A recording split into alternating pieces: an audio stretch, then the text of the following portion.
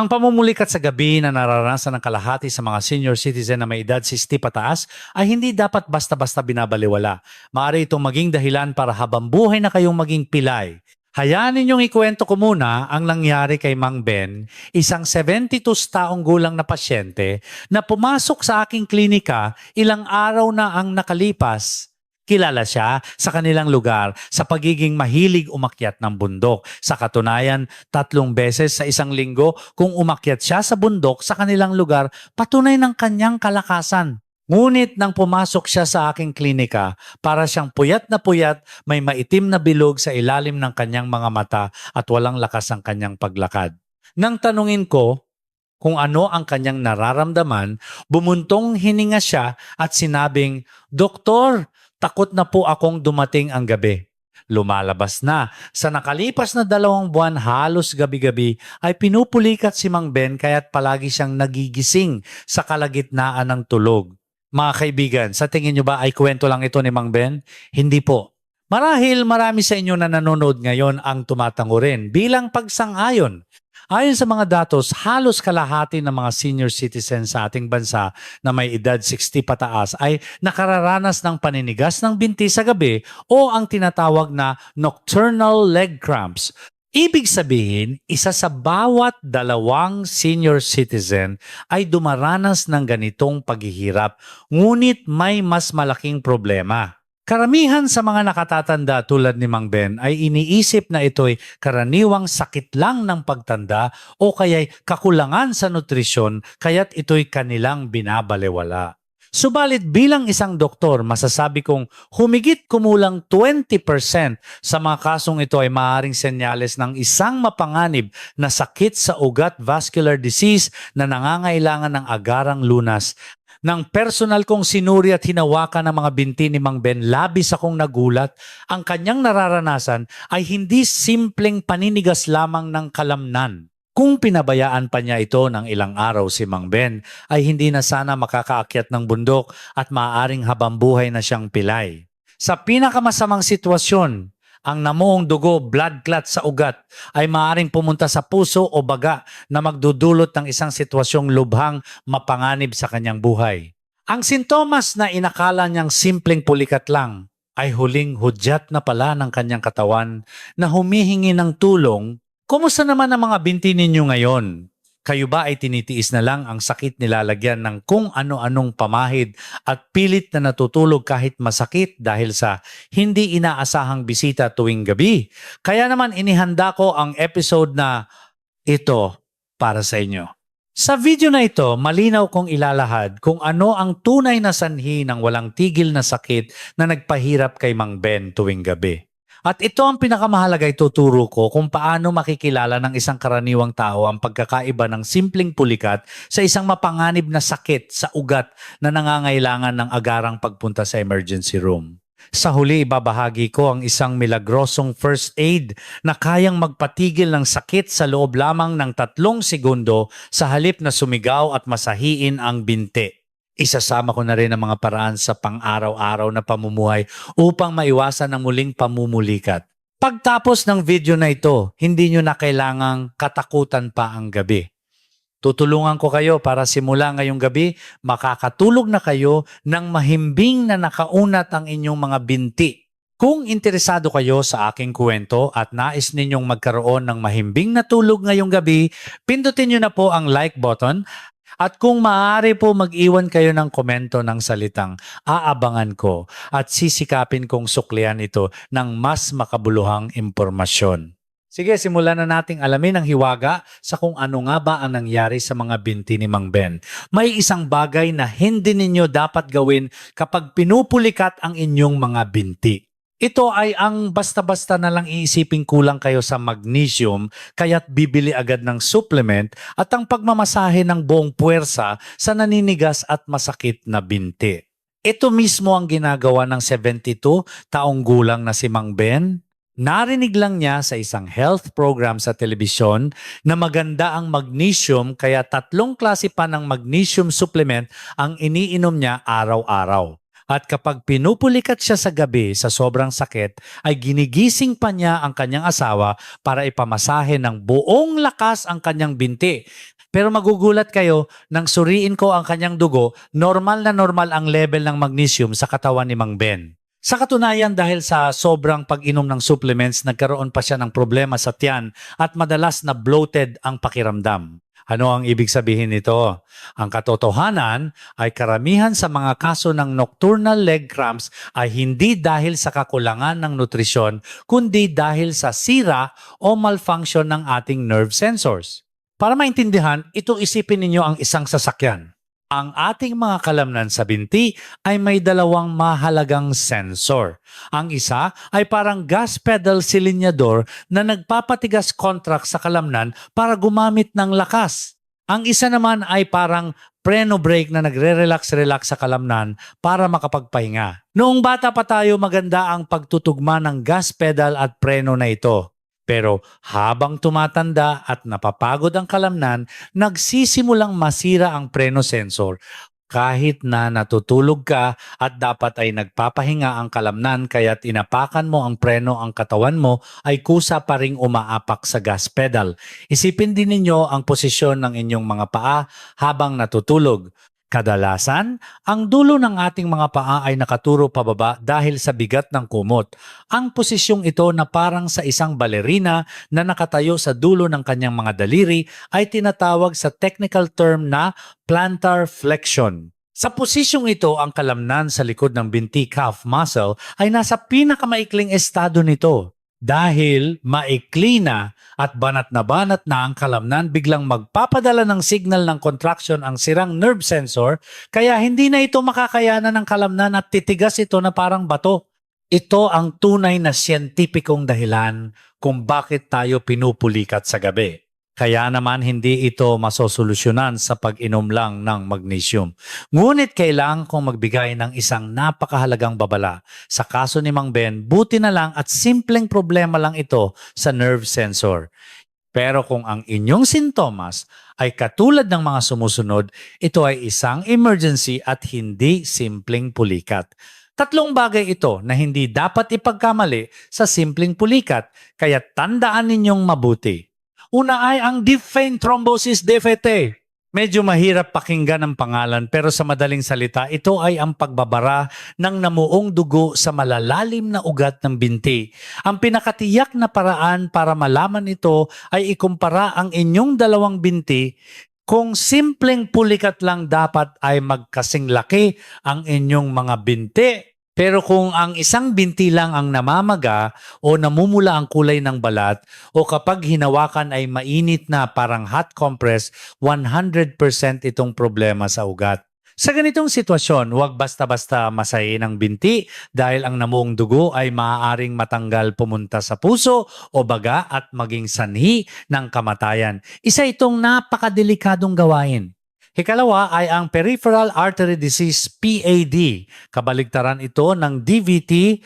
Ito ay ang paninikip ng ugat kaya hindi makadaloy ng maayos ang dugo. Sa kasong ito, hindi namamaga ang binti.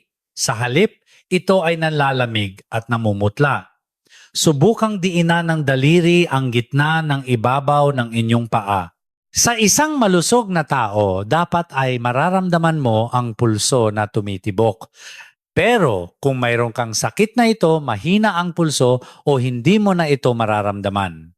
Kung sumasakit ng matindi ang iyong binti na parang sasabog kapag naglalakad ka, ng kaunti at nawawala kapag nagpapahinga ka, kailangan mong magpa-vascular ultrasound kaagad. Kung ito ay pababayaan, maaaring mamatay ang tissue sa iyong binti at kailanganin itong putulin. Isang nakakatakot na sakit. Ang huling-huli ay ang restless leg syndrome, RLS. Ito ay hindi gaanong masakit kundi isang hindi komportableng pakiramdam. Ayon sa paglalarawan ng mga nakatatanda, para daw may gumagapang na mga insekto sa kanilang binti o parang may dumadaloy na kuryente. At kapag hindi ka gumagalaw, sobrang hindi komportable. Pero kapag iginalaw mo ang iyong binti, parang himalang, nawawala ang pakiramdam.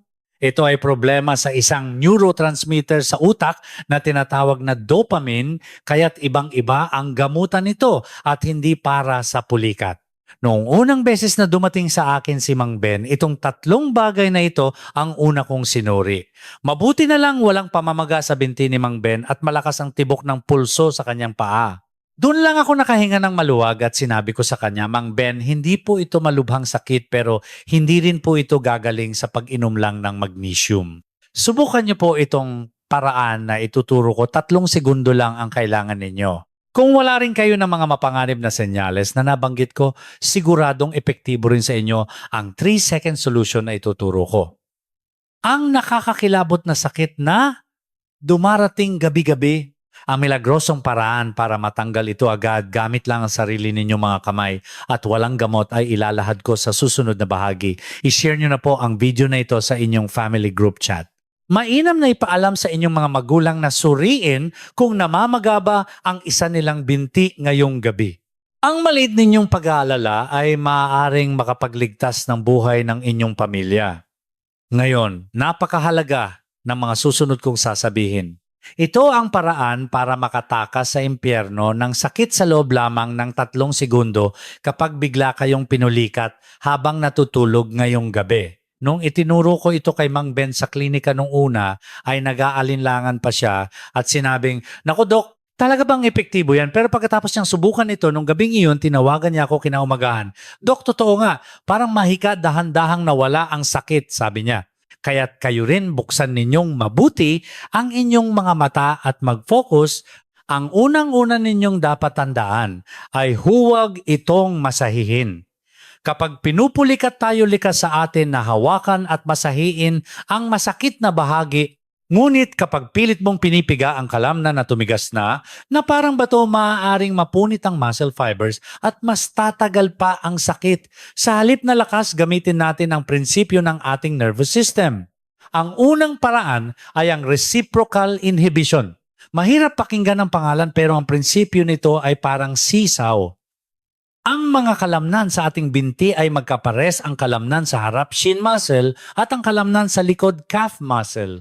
Dinisenyo ng ating utak na kapag ang kalamnan sa harap ay gumagamit ng lakas, automatikong nagre-relax ang kalamnan sa likod. Gagamitin natin ito. Kapag pinulikat at nanigas na ang likod ng inyong binti, umupo at hilahin ang mga daliri ng inyong paa papunta sa direksyon ng inyong ilong. Hawakan ang inyong mga daliri at iunat ito ng husto papunta sa inyong katawan. Sa paggawa nito, mapipilitang gumamit ng lakas ang kalamnan sa harap ng inyong binti. Dahil dito iisipin ng utak, "Teka, kailangang gamitin ang lakas sa harap. Kailangan kong i-relax ang likod at sa pilitan niyang i-off ang switch ng kalamnan sa likod ng binti." Hindi ito tungkol sa kagustuhan o pagsisikap. Ito ay isang pisyolohikal na batas ng ating katawan kaya't 100% epektibo ito sa lahat. Paano naman kung malaki ang tiyan at hindi maabot ang paa? Pwede kayong gumamit ng tuwalya, ilagay sa ilalim ng inyong paa at hilahin o kaya naman ay itukod ang inyong paa sa pader at itulak. Ang pinakaimportante ay ibaluktot ang itaas ng paa papunta sa katawan para magamit ang lakas ng kalamnan sa harap ng binti. Tandaan ninyo yan. Ang ikalawang paraan ay ang pagpindot sa philtrum. Ito ay isang emergency button na gagamitin kapag sobrang sakit na at hindi ka na makagalaw o wala ka ng lakas ng isip para hilahin ang iyong paa. Ito ay ang uka sa pagitan ng ilong at itaas na labi. Kapag pinulikat, pisilin o diinan ng napakatigas ang bahaging ito gamit ang iyong hinlalaki at hintuturo. Iniisip nyo ba kung ito ay isang uri ng folk remedy? Hindi po. Ito ay may siyentipikong basehan ayon sa brain science. Ang ating utak ay may tendensyang mag-focus sa isang malakas na pakiramdam sa isang pagkakataon. Tinatawag itong gate control theory. Ang philtrum ay isa sa mga bahagi ng ating katawan na napakasensitibo. Kapag diniinan mo ito ng malakas, ituturing ng utak ang stimulus sa philtrum bilang mas malaki at mas bagong signal kaysa sa sakit sa binti. Ito ay katulad ng pakikinig sa mas malakas na anunsyo para matakpan ang ingay ng sirena. Sa katunayan, sa traditional Chinese medicine, ito ay tinatawag na shui go point, isang mahalagang pressure point na ginagamit para gisingin ang isang taong hinimatay sa mga emergency situation. Ang simpleng pagpisil dito ay may epekto na pansamantalang harangan ng utak ang pain circuit sa binti na nagpapatigil sa paninigas ng kalamnan. Pagkatapos matutunan ni Mang Ben ang dalawang paraang ito, hindi na raw siya natatakot kapag gabi.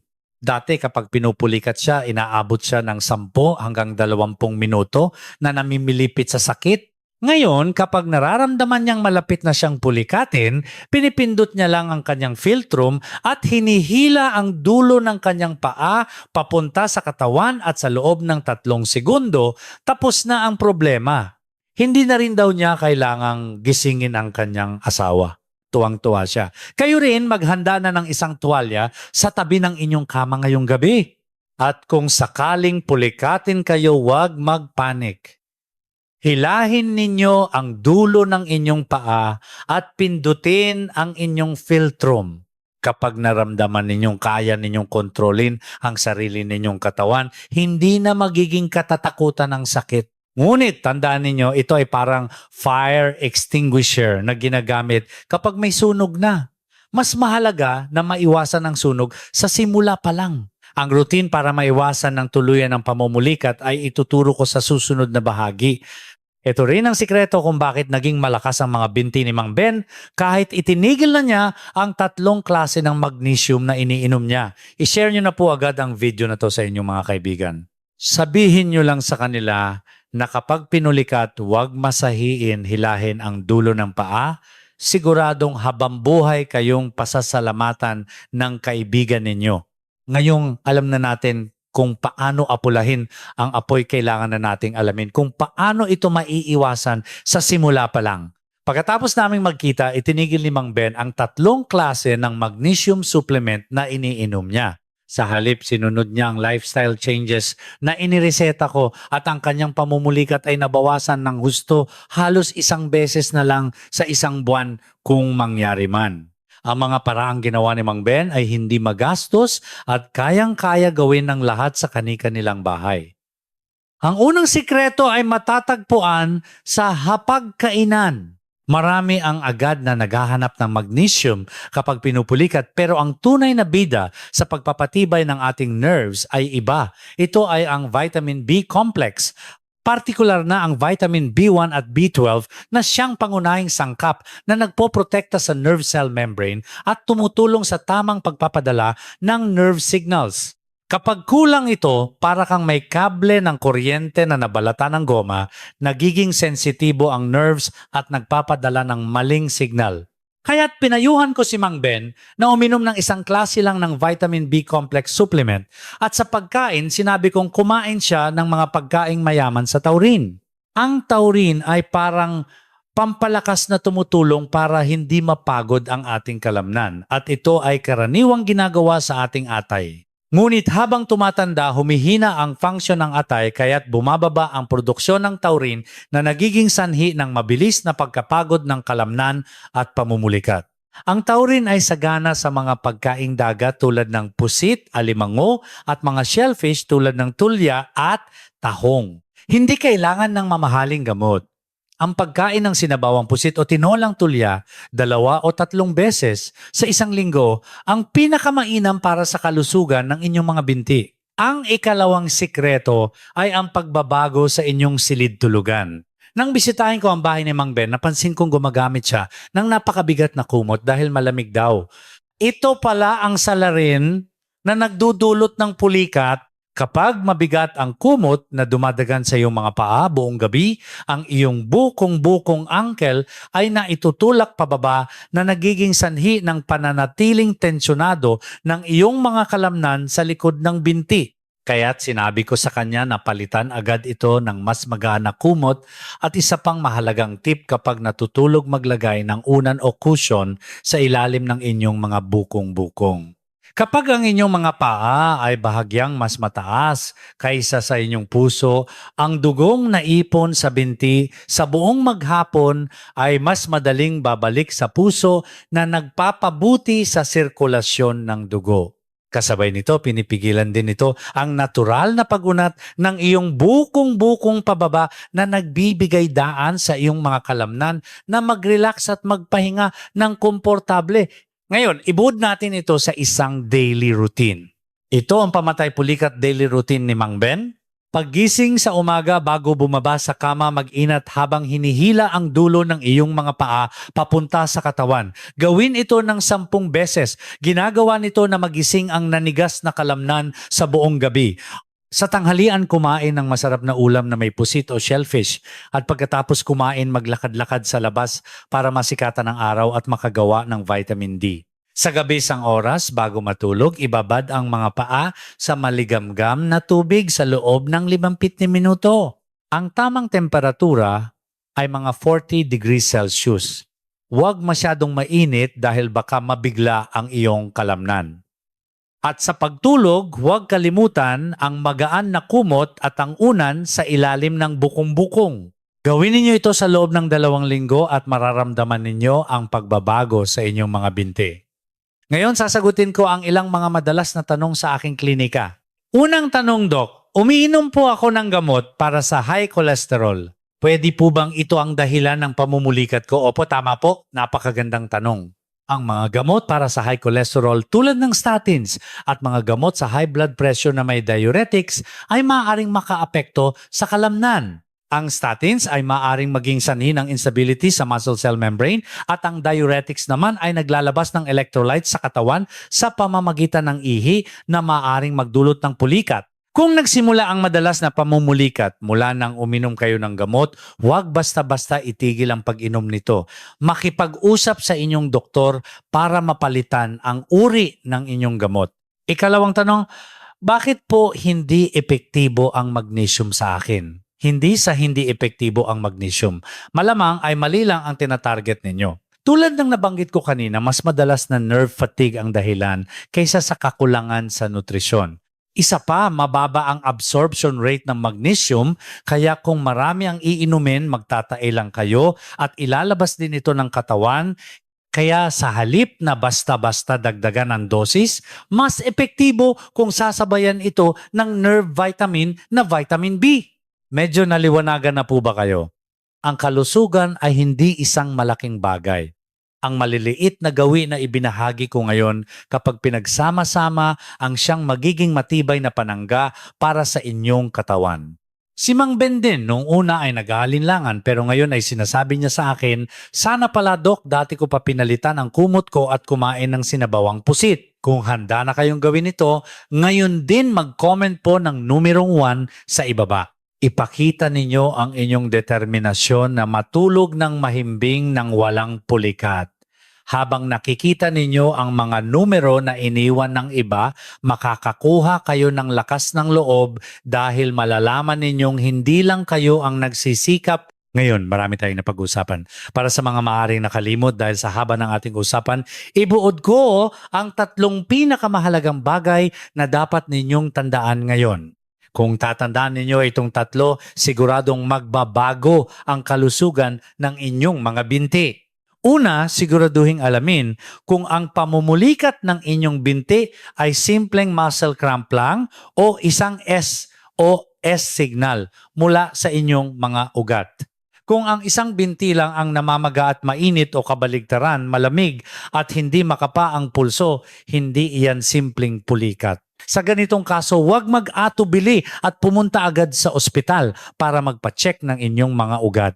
Ikalawa, kapag pinulikat sa gabi, huwag sumigaw at masahiin. Gamitin ang reciprocal inhibition sa pamamagitan ng paghila ng inyong mga daliri papunta sa ilong para magamit ang lakas ng kalamnan sa harap ng binti at ang pagpindot ng mariin sa philtrum para malinlang ang utak. Sa 2 paraang ito, makakatakas kayo sa impyerno ng sakit sa loob ng 3 segundo. Ikatlo, sa halip na mamahaling magnesium, unahin ang vitamin B at taurine na nagpoprotekta sa nerves. At simula ngayong gabi, alisin ang mabigat na kumot at maglagay ng unan sa ilalim ng inyong mga bukong-bukong. Ang maliit na gawin na ito ang magbabantay sa inyong gabi. Kamakailan lang muli kong nakita si Mang Ben sa klinika. Pagpasok niya, Wala na ang pagod at madilim na ekspresyon sa kanyang muka na nakita ko nung una kaming magkita. Sa halip, masigla na ang kanyang itsura. Ipinagmalaki niyang ipinakita sa akin ang isang litrato sa kanyang smartphone, isang litratong kuha sa tuktok ng bundok sa kanilang lugar. Nakangiti siyang nagsabi, "Dok, salamat po sa inyo. Nakakatulog na po ako ng maayos na nakaunat ang mga binti." Sabi ng misis ko ngayon daw ay parang nabuhayan na rin siya. Nang marinig ko yun, naisip ko na bilang isang doktor, wala nang mas hihigit pang gantimpala kaysa roon. Ang makatulog ng mahimbing sa gabi ang gumising ng maganda ang pakiramdam sa umaga, ang mga ordinaryong bagay na ito ay ang pinakamalaking biyaya. Mga kaibigan, ang kalusugan ay hindi nagmumula sa isang malaking desisyon. Tulad ng sinabi ko ngayon, ang pagkain ng isang mangkok ng sinabawang pusit, ang pagbabad ng paa ng 15 minuto bago matulog, ang mga simpleng gawin na ito kapag pinagsama-sama ay lumilikha ng himala. Kung mayroon man sa inyo ngayon na lihim na nagdurusa dahil sa sakit sa binti, huwag po kayong susuko. Tulad ng nagawa ni Mang Ben, siguradong magagawa ninyo rin. Naway magkaroon kayo ng payapang panaginip ngayong gabi na walang pag-aalala sa pulikat. Kung ang video na ito ay nakatulong kahit kaunti sa inyong malusog na pagtulog, mangyaring pindutin ang subscribe at notification button. Ang isang click ninyo ay malaking tulong para makagawa pa ako ng mas magagandang video. Ako po ay magbabalik sa susunod na pagkakataon na may dalang mainit at makabuluhang kwento na magpapagaling sa inyong katawan at isipan. Hanggang sa muli, ito po si Dr. Nathan Gutierrez para sa Alaga sa Katawan.